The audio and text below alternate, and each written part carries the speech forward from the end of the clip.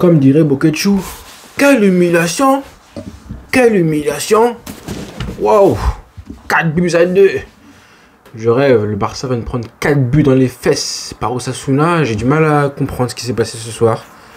Vraiment, je suis juste dégoûté, mais incompréhensible. Après un début de saison pareil, te manger 4 buts comme ça fait du mal, ça fait beaucoup de mal. Et ne pensez pas que c'est une défaite, bon, c'est pas très grave. On a 4 buts, 4 points d'avance, maintenant on en aura peut-être un seul et tout. C'est pas grave avec les blessés et tout. Eh, attention, hein, ça commence comme ça. Ce Barça est malade, il n'est pas encore tout à fait guéri. C'est bien, on a commencé la saison avec 7 matchs et tout, 7 matchs, 7 victoires, mais le Barça n'est pas encore guéri. Et je pense qu'Hansi Flick, il a un petit peu sous-estimé Osasuna, il a un petit peu sous-estimé les traumatismes, l'état mental de ce Barça, l'instabilité mentale de ce Barça, cette équipe-là qui a subi tellement d'humiliation récemment. Ce n'est pas parce que tu as bien démarré la saison que tout est évacué, hein. Donc un Barça qui prend du coup sa première défaite de la saison, 4-2, et ça aurait pu se finir même à 5-1, etc. Bref, heureusement que Lamine Yamal sauve l'honneur un petit peu, mais ça reste une humiliation totale. Et malheureusement, cette défaite, elle est clairement pour Hansi Flick qui a fait beaucoup trop de rotation. Trop de rotation, je pense que ce sera le titre de la vidéo du débriefing, parce qu'on a vu un Barça méconnaissable avec un 11 totalement remanié qui n'avait pas le niveau du Barça, pas le niveau technique, pas le niveau d'intensité qu'il avait en face. Je crois 4 fautes en 95 minutes du Barça. 4 fautes du Barça en 95 minutes. Ça montre justement le manque d'agressivité. Je crois qu'il y avait une faute à la mi-temps commise par le Barça. C'est ridicule. Ça montre justement qu'on se faisait outclassed par l'intensité physiquement dans les duels par ce qu'il y avait en face. J'ai pas compris. J'ai pas compris ce qui s'est passé. Hansi Flick, les rotations, c'est bien beau. Mais moi, vous me connaissez, je suis plus dans l'école où tu mets l'équipe type ou remaniée un petit peu en début de match titularisé. Et ensuite, en cours de match, selon ce qu'il se passe, tu fais un changement pour reposer les joueurs. C'est deux écoles différentes, hein. Et moi, j'ai jamais été fan, même à l'époque des Guardiola ou Enrique, quand ils faisaient un 11 remanié. Attention. 2-3 joueurs, ça va encore, mais là, c'était 5 joueurs en même temps. On a demandé des rotations. On voulait que le Barça se repose, que Lamine Yamal se repose, que Rafinha se repose, mais tous les joueurs en même temps, Rafinha, Lamine Yamal, Inigo Martinez, sur le banc, tous. Bah à la fin, ça donne un Barça avec aucune qualité physique, techniquement une pauvreté incarnée par des joueurs. Le niveau technique du Barça ce soir, un scandale absolu. Et je vais en parler, hein. Des mecs qui n'ont pas le niveau du Barça. Vous inquiétez pas, on fera ça en fin de vidéo. Waouh, que dire? Je sais même pas par où commencer. Tellement ça a été un scandale du début à la fin de match. Forcément, oui, quand tu fais rentrer Rafinha, en même temps, Lamine Yamal, vous voyez le problème, hein, c'est que parce que ça va mal, Hansi Flick fait les changements en fin de match en faisant entrer Lamine Yamal et Rafinha dans l'urgence. Et à la fin, ça revient à la même chose. Ça veut dire que tu voulais les reposer à la base, hein, tu les mets sur le banc à la base pour les reposer, mais comme en cours de jeu ça se passe mal, en cours de match c'est catastrophique, tu les fais rentrer et ils se dépensent, ils se tuent pour réussir à faire revenir le Barça. Donc du coup, l'effort il est pareil pour moi. C'est la même chose. C'est juste un petit peu n'importe quoi. Pour moi, il est clairement pour Hansi Flick, hein, que ce soit évidemment l'équipe type avec les 5 changements, ce qui est beaucoup trop en une fois, avec aussi en cours de match les changements trop tardifs, hein, parce que moi je pensais qu'à la mi-temps, ça y est, on les menait 2-0, fais les changements à la mi-temps. Voilà, je sais pas, ça aurait été un petit peu logique de faire sortir Ferran Torres, par exemple, que lui, hein. Au moins lui. Et ensuite, je sais pas, les changements en plus, je les comprends pas du tout. Pourquoi laisser sur le terrain Ferran Torres, Sergi Dominguez, alors que défensivement, le Barça a pris l'eau complètement, qu'avec des grosses erreurs et individuelles et collectives, avec des coupables désignés qu'on voyait tous, hein. Je pense que tout le monde a vu que Ferran Torres, ça n'allait pas. Sergi Dominguez, ça n'allait pas non plus. Eric Garcia au milieu de terrain, c'était très faible aussi. Il fait entrer Casado en fin de match, à 10 minutes de la fin. Ansu Fati qui s'échauffe. Bah oui, on voulait, je pense, tous vouloir un Ansu Fati titulaire. Et bah non, c'était pas le cas. Non seulement il n'a pas été titularisé, on se demande ce qui se passe avec lui. Et en plus, il doit rentrer à la fin de match. Finalement, il rentre même pas en cours de match parce que c'est Sergio Dominguez qui s'est blessé ou qui avait une crampe, je sais pas trop. Bref, en gros, ça a été du n'importe quoi. Du début à la fin du match, tactiquement, la lecture du match, où justement Hansi Flick a été très bon depuis le début de saison, ça a été malheureusement du grand n'importe quoi. Donc défaite méritée pour le Barça. Dès le début du match, hein, tu sentais que là, en fait on le savait tous. Hein. Je pense qu'en voyant l'équipe type, on voit le 11 de départ du Barça, on le savait qu'on allait avoir des difficultés face au... En plus, c'est Osasuna quand même. On le sait que c'est compliqué d'aller gagner là-bas.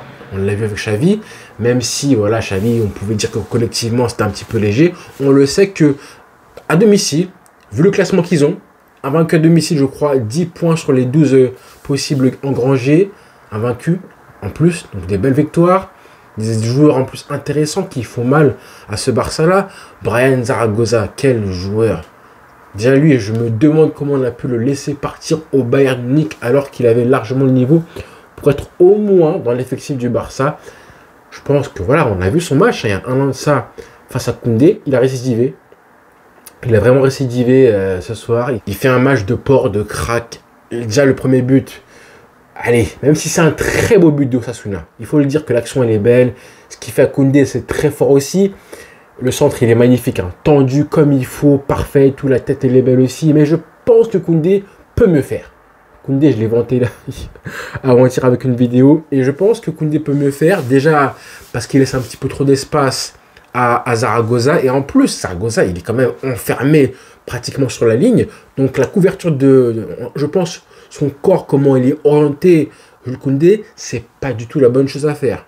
On a un joueur, Zaragoza, qui est sur la ligne. Il peut aller où?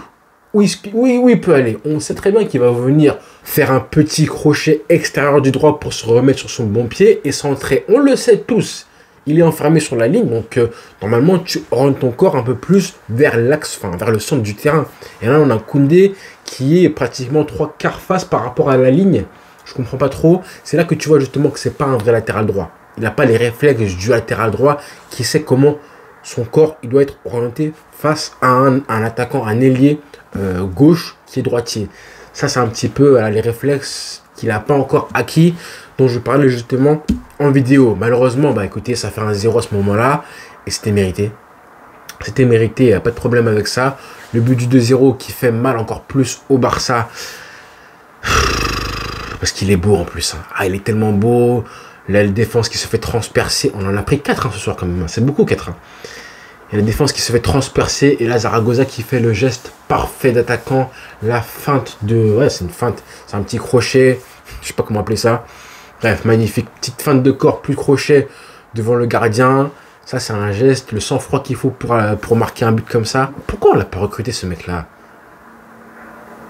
Et en plus, en fin de match, pareil, il est sur les 3 buts. Hein. Il est sur le but, sur le penalty accordé à Osasuna. Là, c'est une grosse erreur de Sergio Dominguez qui lui aussi a fait un match horrible, très faible dans les duels, qui ne transmet pas de la sérénité au gardien, à Enrique Peña qui a fait un match où il a passé son temps à sortir des buts. Il est sorti je ne sais pas combien de fois, Enrique Peña, mais je pense qu'il avait un petit peu peur aussi. Donc ça a fait un match, une défense, en tout cas une défense du Barça qui vraiment a inspiré la peur, la crainte Koubarsi qui a fait ce qu'il pouvait pour éteindre un petit peu les incendies qu'il y avait, mais lui aussi hein, physiquement a souffert. Et pareil à gauche, on a un Gérard Martin qui lui aussi m'a fait mais oh là là, t'as pas le niveau du Barça mon frère. Hein. Ah t'as pas le niveau du Barça, hein. Gérard Martin très compliqué, des relances dans l'axe, les duels bouffés par Zaragoza en fin de match quand il est passé à droite en plus, j'avais vraiment peur. Hein. Ah ouais, les centres, pareil, c'est mauvais. Il est timide, balle au pied. Il n'a pas la technique d'un joueur qui a été formé à la Masia, lui. Hein. Ah, lui, vraiment pas. Vraiment pas. Donc, trop de rotation. Même à l'époque, Juan Miranda, c'était quand même, je pense, un peu plus crédible que ça. Hein. Même Lucas Digne et tout, largement même. Ah, c'est compliqué. Hein. Donc, Hansi Flick, c'est bien beau, les rotations, mais pas tout en même temps. Pas tout en même temps. T'en fais 5 à la fois comme ça, je comprends pas trop, moi. Le principe de faire 1, 2, je comprends. Mais là, Ferran Torres qui dispute l'intégralité du match. Et ouais, Ferran Torres, alors lui, Ferran, oh là là, comment vous dire, j'en peux plus, moi. J'en peux plus parce que le niveau est tellement faible techniquement. Juste les bases du football, il les a pas. Comment un joueur aussi faible techniquement peut être titulaire au Barça pour un match comme ça? Pourquoi ce joueur n'est pas remplacé à la mi-temps? Pourquoi ce joueur, justement, quand on pense aux rotations, on fait appel à lui? C'est compliqué, avec un effectif aussi limité que ça, hein, c'est ça le problème dans le Flick. Avec un effectif aussi limité que ça, avec autant de blessés que ça, c'est trop de risques de faire autant de changements d'un coup, autant de rotations d'un coup. Les contrôles basiques, c'est faible. Tu lui mets un ballon dans les pieds, il te le transforme en fromage, en saucisson, ça part en touche, c'est des pertes de balles faciles pour l'adversaire. Il a des bons ballons quand il contrôle bien le ballon. Enfin, Ferran Torres, qu'est-ce qu'il fait lui systématiquement? Passe en retrait. Eh, mais ça en rend fou. Le Barça crée un décalage. Enfin, c'était pas facile en plus de créer un petit peu un décalage, mettre de la vitesse, et lui, il te ralentit le jeu complètement. Il t'anéantit l'action. Soit il anéantit l'action, soit il la détruit, soit il perd le ballon. Et ça a été comme ça tout le match. Des ballons intéressants, il va te les envoyer en touche, des contrôles du tibia. Oh là là. Ah, c'est compliqué. C'est pour ça que je demandais là sur Twitter qui était le meilleur techniquement entre Sergio Roberto et Ferran Torres. Et je pense que Sergio Roberto lui met une tempête. Franchement. Même des passes intéressantes de Pedri qui était le seul au début de match à être un petit peu intéressant au milieu de terrain. Même très intéressant, j'ai envie de dire. Il a été bon, Pedri. Il a fait le travail. Tu lui mets des caviars à Ferran Torres dans les 18 mètres. Il te fait un contrôle qui se transforme en passe pour le gardien. Mais ça frustre. Et forcément, quand Lamine Yamal entre, il y a une espèce de cassure énorme avec ce qui s'est passé avant et après son entrée. Techniquement, le niveau, eh ben, il s'élève d'un coup. Et encore, à côté de lui, le pauvre, on le voyait, Lamine Yamal qui demandait un petit peu autour de lui, demandait du mouvement, des appels de balles, un petit peu quelque chose, quoi, d'électricité. Mais bon, il marque un but, c'est la seule satisfaction, c'est ça en fait. C'est le but de Lamine Yamal qui est beau, comme ça il fait des statistiques et tout, mais la seule action intéressante de Ferran Torres, c'est justement l'action où il est face à face. Il met 2 petits ponts, je crois, un dribble, un petit pont à Osasuna, il arrive devant le gardien, qu'est-ce qu'il fait? Une frappe foireuse, toute simple à arrêter pour le gardien, mais... Oh là là, que dire? Mesquine Ansu Fati qui n'a pas joué, bref, bon bah écoutez. Ce sera un débriefing comme ça de plainte où je constate un petit peu les dégâts, les dingueries absolues de nos joueurs aujourd'hui. Pau Victor qui met un but un petit peu chanceux, mais juste avant Lewandowski justement. Lewandowski, c'est là justement qu'on a besoin de toi. Dans ces moments-là, il y a 2-0, on veut justement que le Barça marque à 2-1. Mais là, en fait, non, malheureusement, sur une des seules actions intéressantes où on joue bien, Koundé qui fait encore une fois un match de porc. J'ai parlé de lui, son erreur au début de match, mais ensuite il fait un match solide de porc. Il a tenté, il a bougé, des dribbles, des petits ponts, il a essayé au moins. Il était tout seul. Lui et Pedri, c'était les seuls. Donc le Barça qui fait enfin une action intéressante, et là on a Lewandowski qui nous fait un plat du pied, passe pour le gardien, même pas croisé, je sais pas trop. Et en fait, j'aurais préféré que le Barça mette ce but-là. Je pense qu'il aurait donné confiance à l'équipe plutôt qu'un but chanceux. Juste après, certes, de Pau Victor qui fait du bien aux joueurs, certes, mais à l'équipe, voilà, si tu te dis, tu es un petit peu là par hasard. Donc cette défaite-là, ne croyez pas qu'elle va pas laisser des séquelles. Je suis un peu pessimiste malheureusement, mais c'est vraiment le genre de match où, attention après, attention aux dommages sur la confiance du Barça qui était bien, qui nageait, mais là tu en prends 4. Tu en prends 4. Et je pense malheureusement que demain, ça va donner de la confiance au Real Madrid pour le derby. Parce que justement, tu as perdu. Là, maintenant, ils vont te motiver. Motiver de ouf pour aller gagner là-bas au Metropolitano. Donc, ne pas sous-estimer un petit peu l'impact psychologique des défaites comme ça. Parce que, attention, Hansi Flick, attention. Le Barça, c'est un club qui est très fragile. Et ça, il ne le sait pas encore, je crois. Ou il a mal jugé l'instabilité, comme je disais, mental des joueurs de l'effectif. On n'est pas une équipe assez solide pour que tu te permettes de faire autant de rotations d'un coup comme ça. Là. Donc j'espère que Hansi Flick va retenir la leçon. C'est ce qu'on peut espérer en tout cas. Que les prochains matchs, l'équipe type ou une équipe avec 1 ou 2 changements maximum en début de rencontre. Et ensuite, en fin de match, si jamais ça se passe bien, là du coup, on fait les changements nécessaires pour opposer les joueurs qui en ont certes besoin, c'est vrai. Voilà. Je m'arrête là parce que je suis juste dégoûté. Allez frère, bonne soirée à tous. Ciao.